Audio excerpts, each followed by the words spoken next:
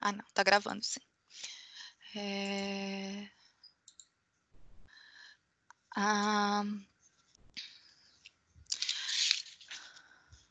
Onde estávamos?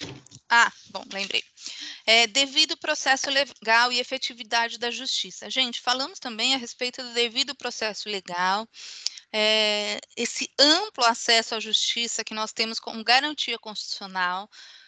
O devido processo legal está lá esculpido no artigo 5º, e ele diz exatamente sobre essa possibilidade de qualquer pessoa acionar o judiciário para obter dele uma prestação de tutela jurisdicional efetiva, imparcial, adequada, justa, que observe todas as regras processuais presentes no ordenamento jurídico brasileiro, para que seja um caminho organizado. Lembram-se, gente, que quando a gente fala em processo, a gente está falando proceder e caminhar para frente.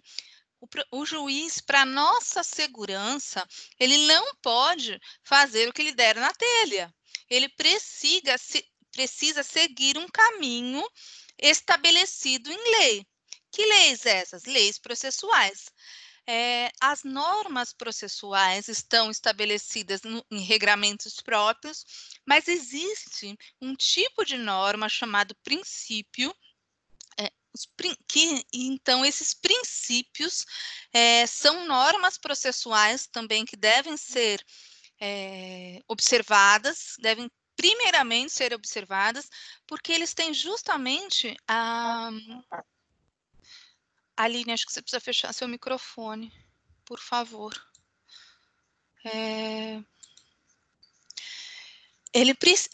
Esses princípios justamente vão dar o sentido, vão dar o caminho para interpretação e integração de todas as leis processuais. Então, o devido processo legal nos garante que a gente só vai ser processado, só vai perder bens da vida, ou a gente só vai ser julgado de acordo com as normas processuais.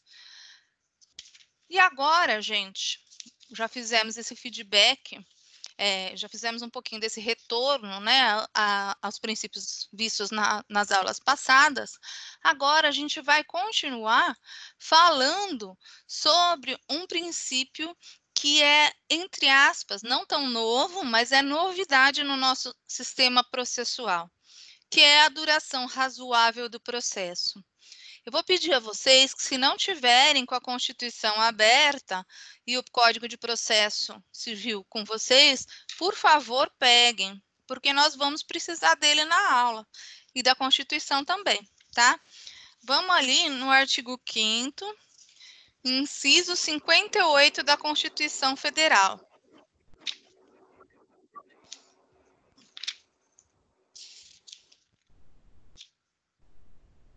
58 não, desculpa, 78, perdão.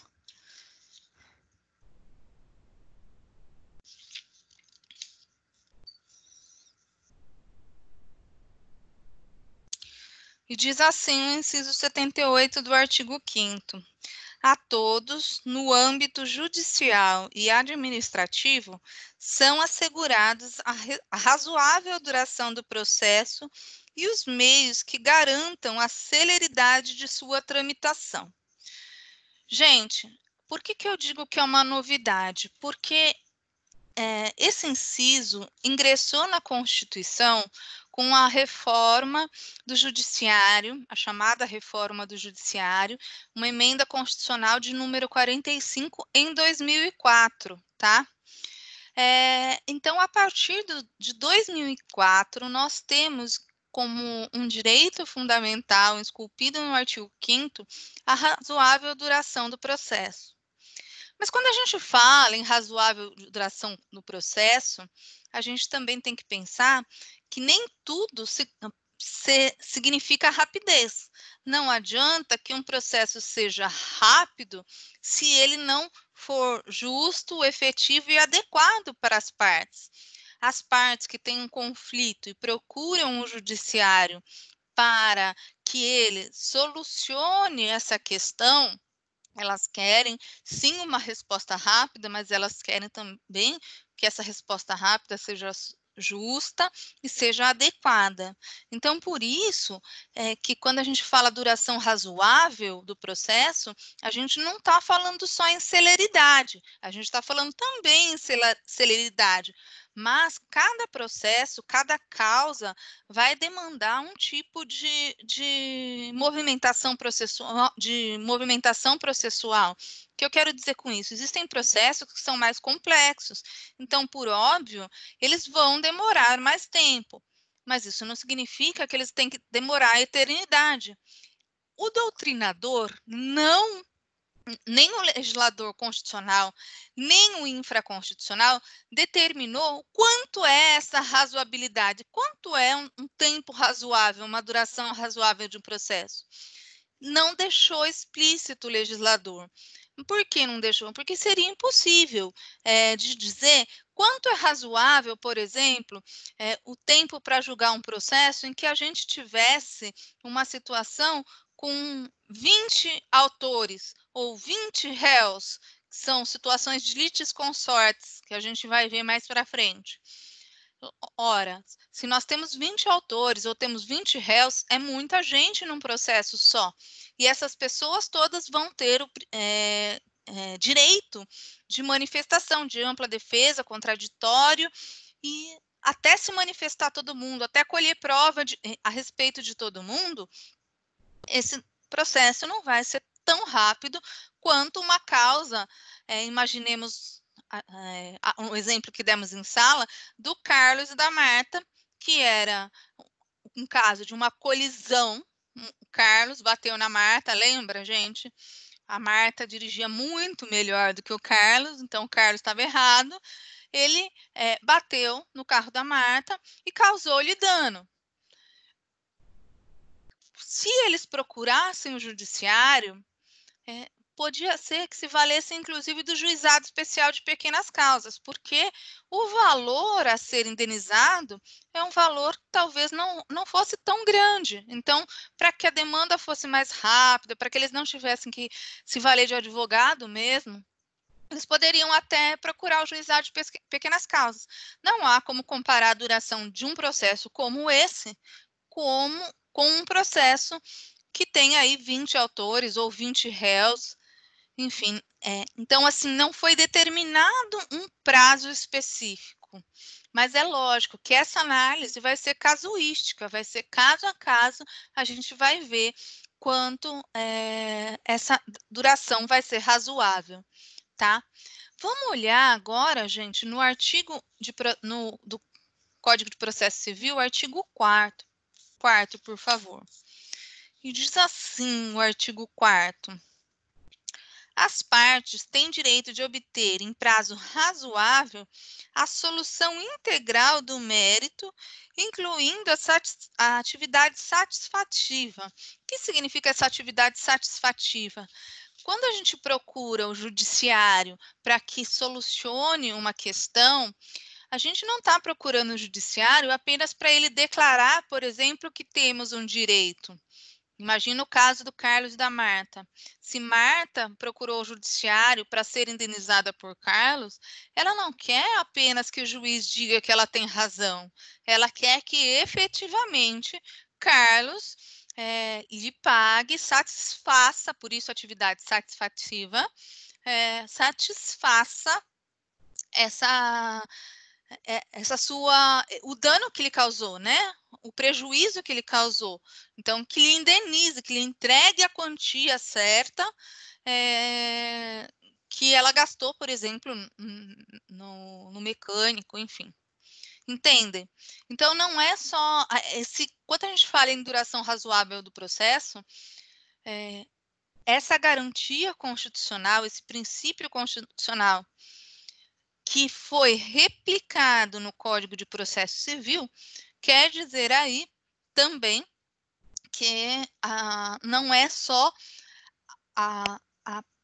o pronunciamento do judiciário acerca de quem tem razão, mas também deve considerar a atividade satisfativa. Isso significa o tempo que a parte vai levar para cumprir a determinação do judiciário, tá?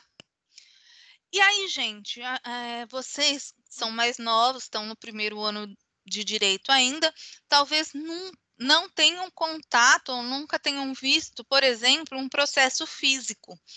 Se tiverem curiosidade, não agora, porque agora não é para ninguém sair de casa, mas se tiverem curiosidade e oportunidade, por favor, vão até o fórum e vejam, peçam para ver um processo físico. Os processos são públicos, a maioria, nós vamos ver o princípio da publicidade nessa aula ainda. A maioria deles é público.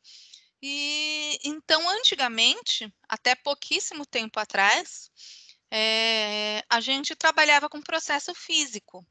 E aí, logicamente, o processo físico demorava mais o seu andamento. Agora, nós temos com o Código de 2015, veio replicar essa garantia constitucional de duração razoável do processo. Uma das coisas que tem sido implementada para tanto para dar celeridade quanto para dar segurança ao processo, é o procedimento eletrônico. Hoje, por exemplo, se você for ingressar com uma ação aqui no Tribunal de Justiça de São Paulo, eu não preciso sair do meu escritório para protocolizar essa ação, essa petição inicial impressa no protocolo lá do fórum. Eu posso protocolar já direto do meu computador com o token de segurança, o certificado digital de segurança. Isso agilizou demais. Simplificação e limitação de alguns recursos também é algo que vem ao encontro dessa garantia constitucional e foi aí prestigiada no Código de 2015, uma simplificação e uma limitação de recursos, tá? Outra coisa, antigamente a pessoa recorria, o advogado recorreria, por exemplo, em qualquer situação. Hoje, se ele recorre e perde, o que vai acontecer? Vai majorar os honorários sucumbenciais, vai ter que pagar honorário para outra parte. A parte perdedora vai ter que pagar honorários para a parte vencedora. E então é o caso da sucumbência recursal e da majoração dos honorários. E caso, gente, isso acontecia demais e não é agora, como a gente já falou em sala, né? Direito é um dever ser. Nós estamos melhorando, nós estamos caminhando, mas ainda a gente encontra muito isso, de partes que recorrem apenas para ganhar tempo, apenas para que a decisão não seja cumprida. E isso é contrário ao princípio da duração razoável do processo. Vocês vão ver ainda nessa aula que as partes têm o dever de cooperação entre si, têm o dever de boa-fé processual. Então, por conta dessas garantias, desses princípios processuais, existem multas hoje, de acordo com essa nova sistemática aplicada pelo novo CPC, se caso a parte se valha de recurso meramente protelatório. Sabe aquela história de chutar a bola para frente? Então, hoje, você pode ser apenado se você ficar chutando a bola para frente e prejudicando a duração razoável do processo. É lógico que a gente não está falando, gente, que não é para recorrer. Vocês vão ver também que há um princípio que é o duplo grau de jurisdição. A justiça pode errar? Pode, claro, somos todos humanos, todos podem errar, inclusive os juízes, inclusive os desembargadores. Então, o recurso, a parte pode e deve se valer dele se for o caso. Agora, se for uma situação em que é só para que a demanda demore mais tempo para ser resolvida, aí sim pode haver sanção, quer dizer, pena, por conta desse tipo de atividade. Tudo bem até aqui? Vamos para o próximo princípio, que é justamente o princípio da boa-fé processual. E aí, deixa eu só ver uma coisa. Eu coloquei aqui, ó. O novo Código de Processo Civil, ele fala claramente do princípio da boa-fé processual, mas isso não é novidade no nosso ordenamento, tá? Inclusive no nosso Código Civil, que é de 2002, já havia a previsão dessa expressão boa-fé contratual, né? E aqui nós estamos falando de boa-fé processual, mas que demanda, né, esse comportamento de fundo ético que as partes devem ter. Afastamento de condutas que impliquem de abuso no processo. Por exemplo, você ficar chutando a bola para frente, recorrendo só para ganhar tempo, é uma situação de abuso no processo, é uma conduta antiética. Então, por isso, inclusive, o juiz pode apenar a parte que se valer dessa situação. Vamos lá olhar em específico nesses artigos que eu coloco aí para vocês nos slides. Vocês estão vendo os slides, gente? Alguém responde para mim? Estão vendo os slides? Não, eu não estou vendo. Tô conseguindo. Vocês estão vendo no slide 3? Não, professor. O meu aqui tá. Aqui tá aparecendo. Eu também não estou conseguindo ver. Aparece não é possível exibir conteúdo. Eu vou tirar e subir de novo para ver se aí todo mundo consegue ver, tá? Peraí. Ó, para mim estava aparecendo NCPC, artigo 77322. Isso, exatamente. Cláusula geral deve ser entendida como uma norma de comportamento. Isso, exatamente. Eu estou abrindo de novo, estou mandando de novo para ver se aí todo mundo consegue enxergar. Mas, de toda forma, os slides estão lá no AVA, viu, gente? Eu já coloquei hoje à tarde os slides.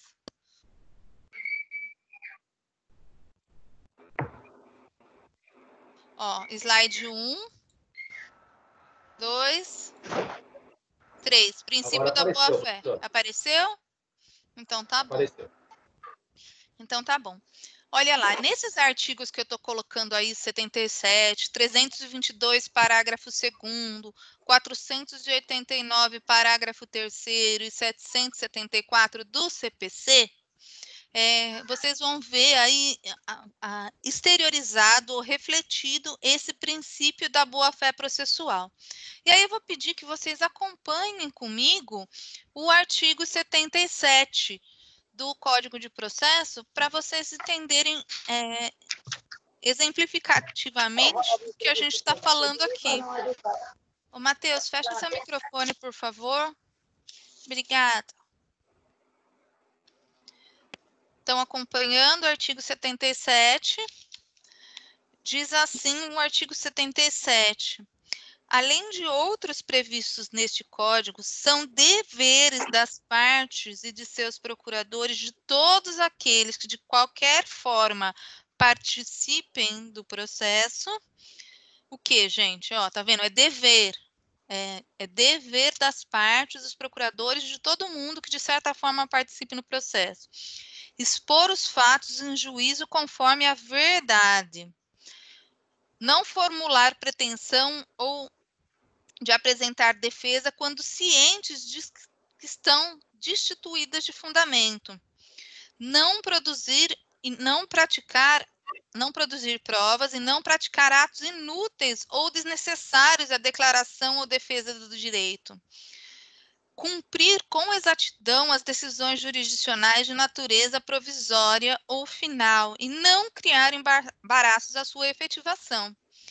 Declinar no primeiro momento que lhes couber falar nos autos o endereço residencial ou profissional onde receberão intimações atualizando essa informação sempre que ocorrer qualquer modificação temporária ou definitiva. Não praticar inovação legal no estado de fato de bem ou direito litigioso.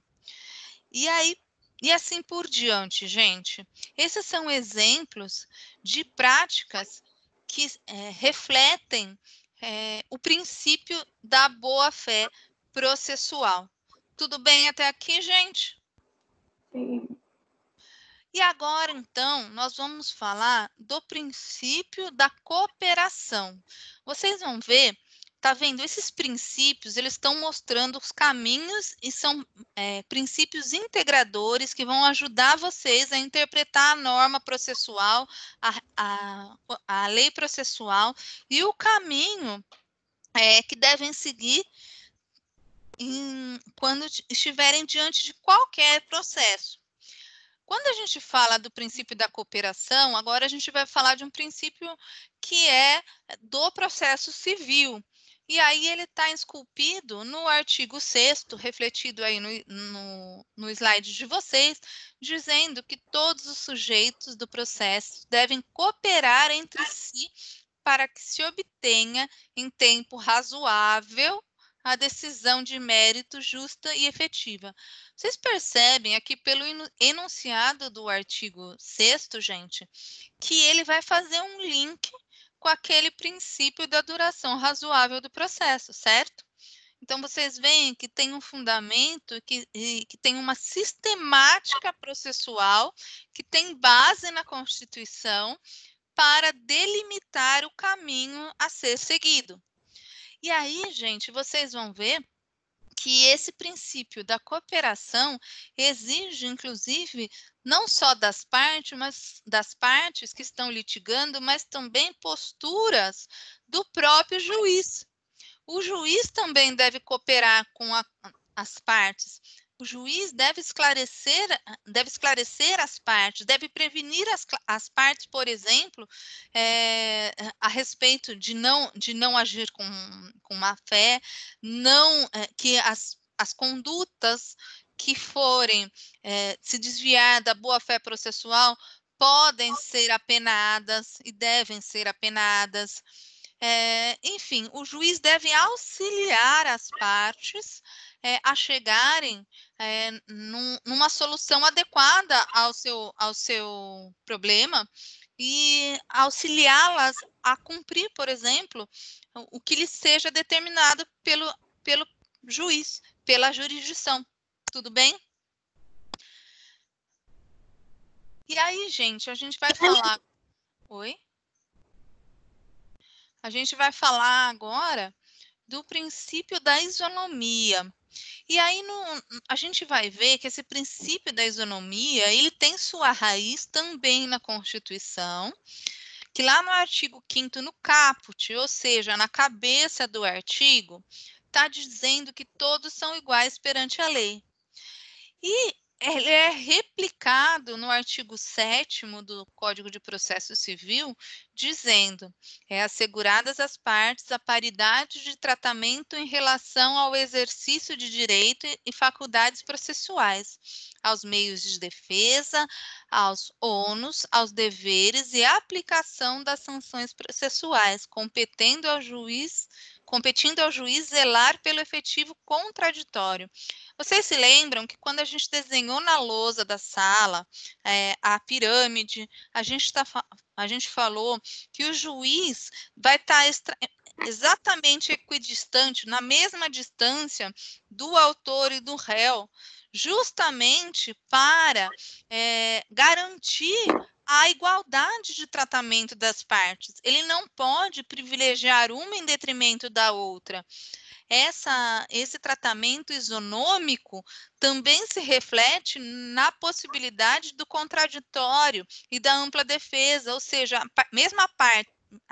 o mesmo direito que a parte, no caso, o autor tende a alegar, o réu tende a se defender.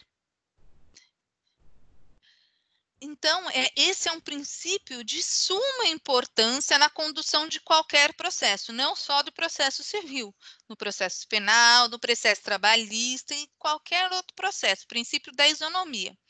Mas vocês vão ver que existe uma situação de busca por uma igualdade real, por uma isonomia real.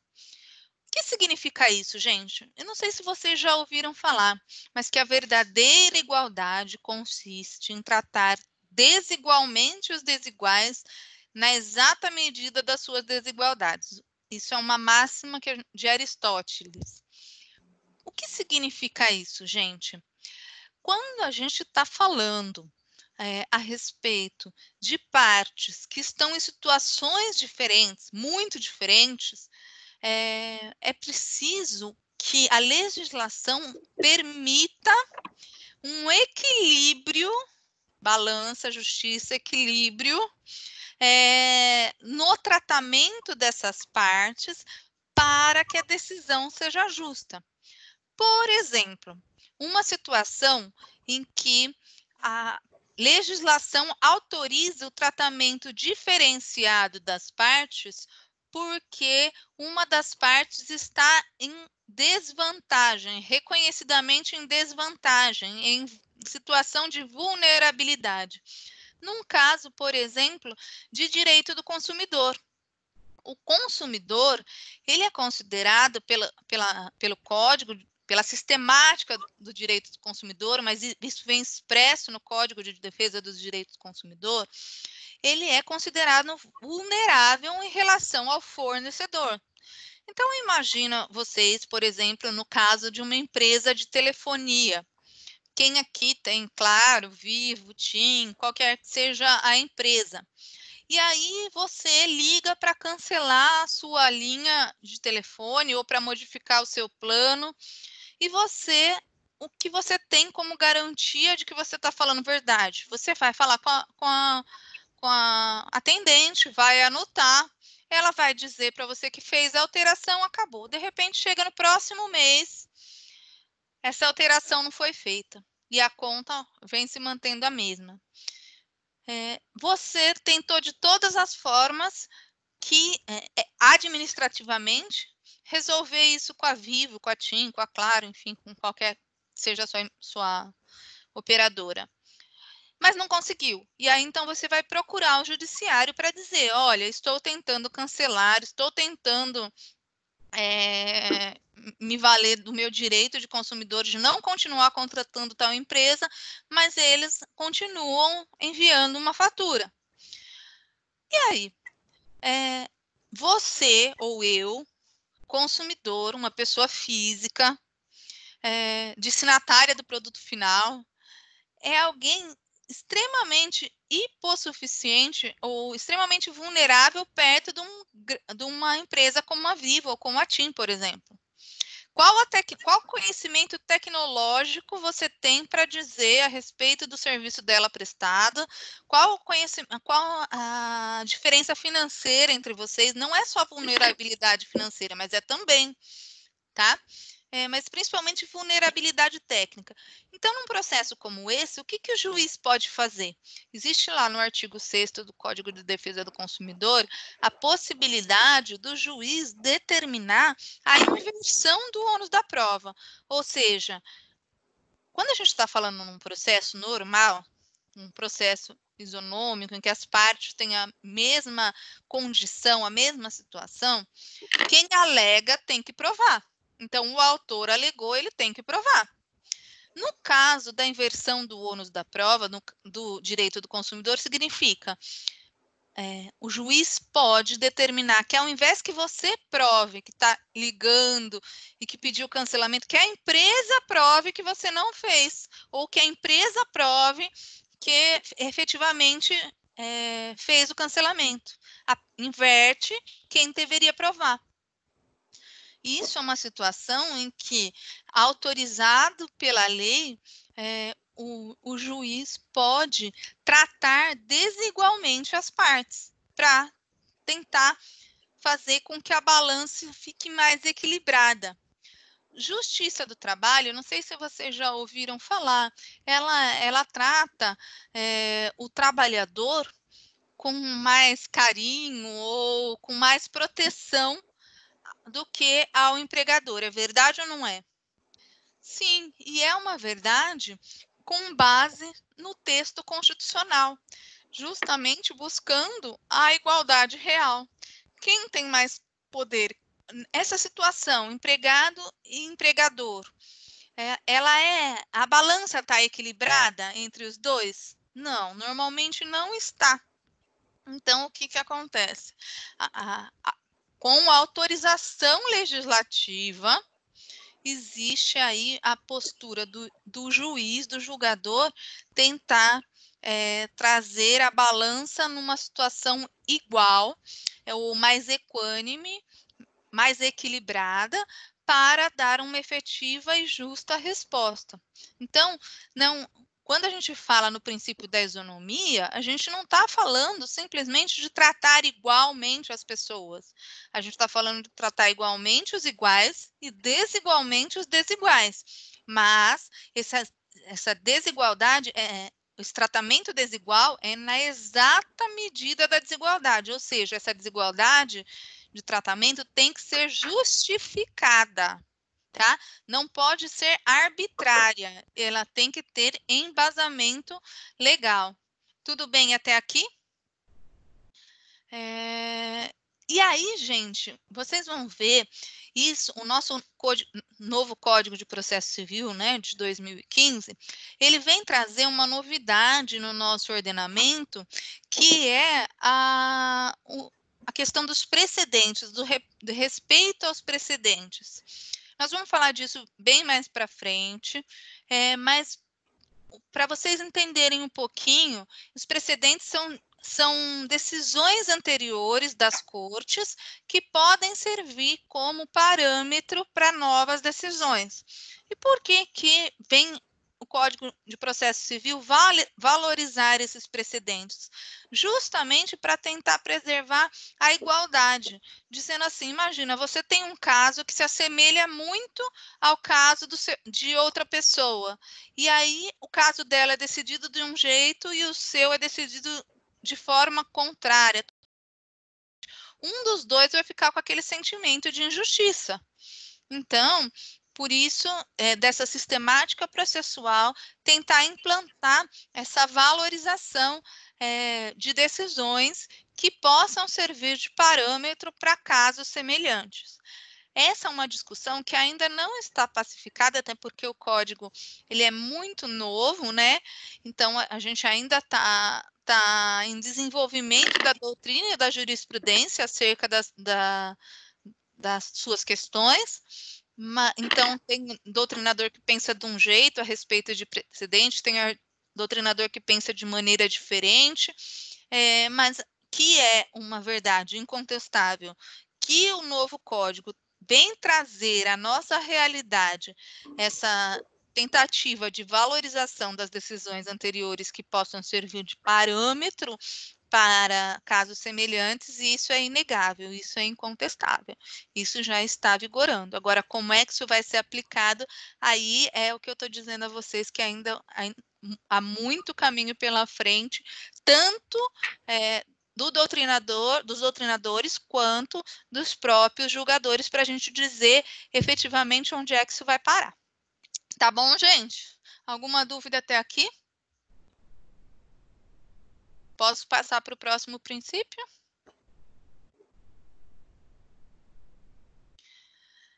E aí, gente, a gente vai falar sobre o princípio da publicidade. O princípio da publicidade, ele tem também raiz constitucional. E aí, como eu disse a vocês no começo da aula, quando o princípio processual ele tem raiz constitucional, ele deve ser aplicado em qualquer processo, não só no processo civil, tá? O artigo 5º, inciso 60 e o artigo 93, inciso 9 da Constituição Federal, vem trazer para a gente essa exigência do princípio da publicidade, dessa garantia do princípio da publicidade. Vamos lá, primeiro na Constituição Federal. Vamos abrir comigo? Artigo 5º, inciso 60.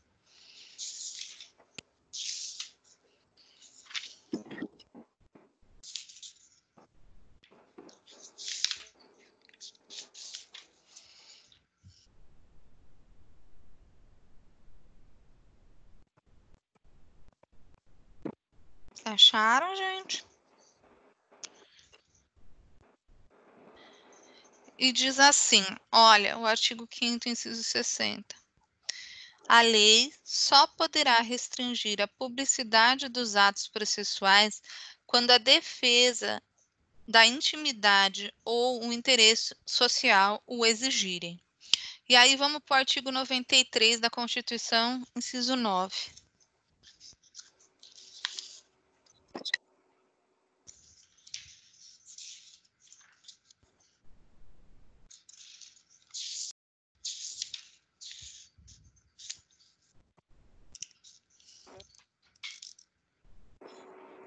Acharam, gente? Aí diz assim o artigo 93, inciso 9. Todos os julgamentos dos órgãos do Poder Judiciário serão públicos e fundamentados. Todas as decisões, sob pena de nulidade, podendo a lei limitar a presença em determinados atos, às próprias partes e aos seus advogados, ou somente a esses, em casos nos quais a preservação do direito à intimidade do interessado no sigilo não prejudique o interesse público à informação. Gente, para vocês entenderem aqui, a regra é da publicidade. A regra é da transparência. Por quê? Para mostrar justamente que o judiciário não deve nada. Ele está agindo de acordo com os ditames legais, de acordo com o caminho determinado em lei, sendo imparcial e buscando a efetividade do processo. Aí,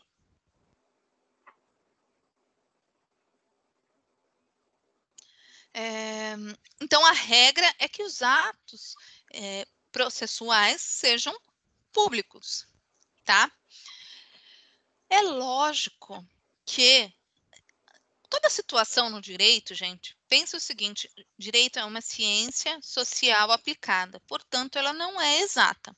Cada situação, ela pode e normalmente acontece de ter exceção. Embora a regra seja de que os atos processuais sejam públicos, e os documentos processuais, então, também, pode haver restrição de acesso, pode haver imposição de sigilo, quando, por exemplo, estivermos falando da intimidade, da privacidade de alguém, ou quando isso for de interesse social. Imaginem o seguinte, uma pessoa foi estuprada. E aí vai haver audiência para ouvir as testemunhas e ouvir o depoimento, inclusive da própria vítima. Essa audiência, ela não vai ser aberta ao público. Imagina como seria doloroso para a vítima de um estupro ter ainda o seu caso aberto ao público. Isso seria impensável, seria cruel com a vítima que já está sofrendo. Então, por isso, como existe aí um direito à intimidade, à privacidade, existe aí um respeito ao sofrimento da vítima, é lógico que esse processo não vai estar aberto ao público, né? Não vai estar disponível para qualquer visualização e nem essa audiência vai ser aberta ao público. Existem alguns processos, e que aí nós vamos ver no próprio Código de Processo Civil, que a própria legislação já determina que o sigilo, que é uma peça sigilosa. Então, por exemplo, quem já viu um processo eletrônico, vocês vão ver. Você entra lá no site do Tribunal de Justiça de São Paulo. Se o processo tratar de matéria sigilosa, só as partes vão ter acesso a ele. Precisa de uma senha, só as partes vão ter acesso. Você, não sendo parte, não vai conseguir acessar esse processo. Você não vai ter a senha para isso. Por exemplo, quando a gente fala de uma questão de um divórcio, divisão de bens em um divórcio, que envolva ainda, imagina, tem filhos do casal. É certo que a situação familiar deles venha a público, seja aberta ao público, qualquer um possa verificar o que está acontecendo ali naquele processo? Não, esse processo precisa correr em segredo de justiça para a proteção da família, da privacidade daquelas pessoas, tá? Quando a gente vai falar de alguma coisa também envolvendo criança e adolescente, ou eu já vi isso acontecer, isso antes do código de agora, porque agora o código de agora é bem expresso, a gente vai ler agora o artigo 189, mas antes desse código, no código anterior, eu vi situação em que as partes tinham que pedir ao juízo para que decretasse o sigilo no processo, né, para que só os advogados, as partes e os serventuários da justiça tivessem acesso àqueles autos ou pudessem olhar aqueles autos. Então, imagina numa situação em que a pessoa vai precisar de uma cirurgia, como no caso, isso é um caso real, tá? Um caso que a gente atuou próximo.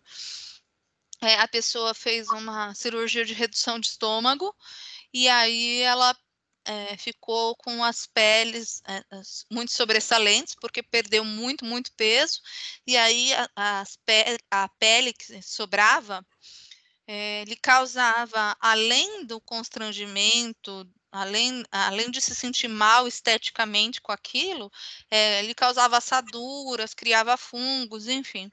E aí o advogado, para solicitar ao juiz que, demandando contra o plano de saúde dessa pessoa, para solicitar ao juiz, para que o juiz verificasse como era grave a situação, colocou as fotos das partes do corpo dessa pessoa, nua, né, logicamente, para mostrar o que estava acontecendo e por que era necessário que ele deferisse a medida liminar, obrigando o plano de saúde a arcar com a cirurgia plástica reparadora dessa pessoa. Além de fazer isso, lógico que na sequência, na mesma petição, o advogado pediu que se decretasse sigilo, segredo de justiça, para que esse processo não pudesse parar na mão de qualquer um que quisesse verificar. Afinal de contas, haviam aí fotos que se tratavam de fotos íntimas daquela pessoa. Mas o Código de Processo agora diz claramente dessa forma: os atos processuais, no artigo 189, gente, estão vendo aí no slide? Ou vocês podem abrir no próprio código. Os atos processuais são públicos, todavia, tramitam em segredo de justiça os processos: 1. Que exijam interesse público ou social. 2. Que versem sobre casamento, separação de corpos, divórcio, separação, união estável, filiação, alimentos e guarda de crianças e adolescentes. Imagina aí um caso de investigação de paternidade. É um processo que se refere à intimidade, à privacidade das pessoas, não pode. E aí o código vem expressamente dizer isso. Inciso 3, que constem dados protegidos pelo direito constitucional à intimidade. 4, que versem sobre arbitragem, inclusive sobre o cumprimento da carta arbitral, desde que a confidencialidade estipulada na arbitragem seja comprovada perante o juízo. Gente, atentem para esse inciso 4, porque uma pergunta... Tem que matar todo mundo na paulada. Oi? Alô? Quem falou aí? Bom. Atentem para esse inciso 4, gente, porque vocês vão precisar dele para resolver um dos problemas do trabalho que eu passei para vocês hoje, tá? Aí, continua o parágrafo 1º, dizendo que o direito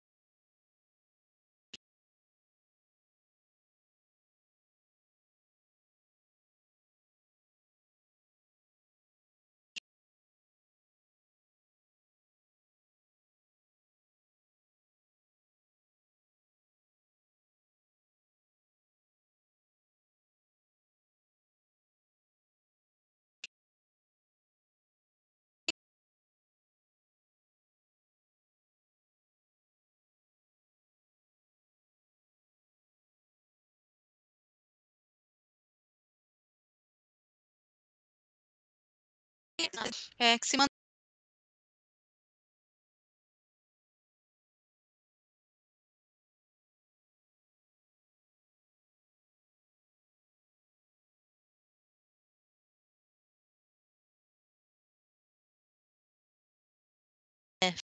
ou felizmente,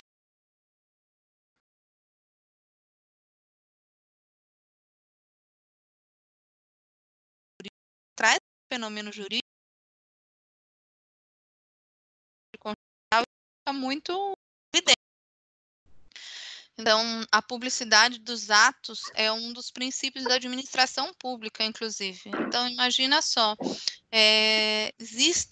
imagina que existe uma situação que envolva segurança nacional. E aí, então, a regra é da publicidade dos atos do administrador público. Mas, se envolve uma questão de segurança nacional, a própria Constituição permite que, nessa situação, e justificadamente por conta dessa situação, não se dê acesso à publicidade dos atos. Da mesma forma, aqui, quando a gente está falando de processo. O sigilo, o segredo de justiça, ele pode ser decretado em situações excepcionais. A regra é da publicidade. Tudo bem até aqui, gente? Tudo bem? Agora, então, gente, vejam, a publicidade permite ao jurisdicionado, quem são os jurisdicionados? As partes, aqueles que foram procurar a tutela estatal, exerçam controle sobre a atuação do poder judiciário e o judiciário mostra que ele não tem nada a esconder. E, como disse a vocês, em alguns casos, a publicidade deve dar lugar ao sigilo para preservar a intimidade dos litigantes, a privacidade dos litigantes ou o interesse público ou social, tá? Mas a regra é pela publicidade. E não é só no Código de Processo Civil, mas a raiz desse princípio ela é constitucional, então ela vale para todos os processos, ok? E aí, gente, que horas é nosso intervalo? Alguém me fala? Oi? Eu acho que é 8h20, professora. Então, vamos dar 15 minutos de intervalo, aí a gente já volta na sequência e continua. Ok. Então, tá, 15 minutinhos, hein, gente? Beleza. Vou parar a gravação aqui.